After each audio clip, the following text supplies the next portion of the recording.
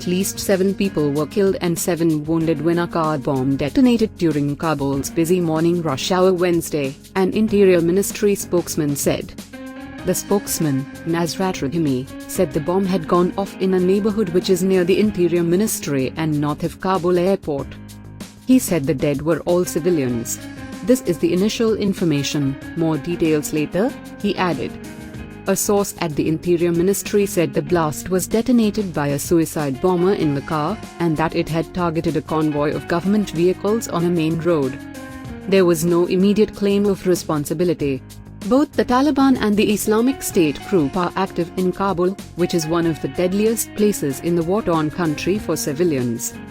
The blast came one day after Afghan President Ashraf Ghani announced that Kabul would release 3 high-ranking Taliban prisoners in an apparent prisoner swap with Western hostages who were kidnapped by the insurgents in 2016.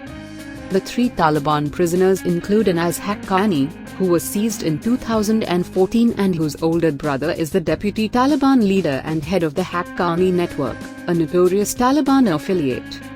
Ghani did not specify the fate of the Western hostages, an Australian and an American, both professors at the American University in Kabul, and it was not clear when or where they would be freed.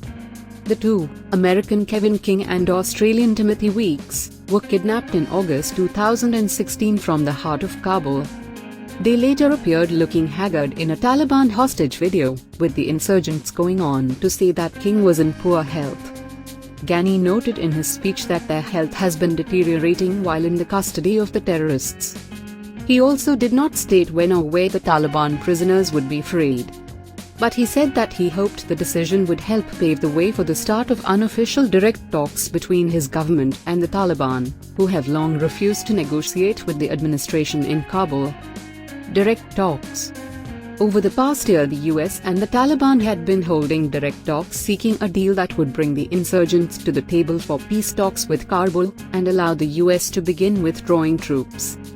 But President Donald Trump abruptly ended the negotiations in September, citing continued Taliban violence. Most experts agree that there is no military solution in Afghanistan, and that talks will have to restart again eventually. Until then, however, civilians continue to pay a disproportionate price in the long-running and brutal war.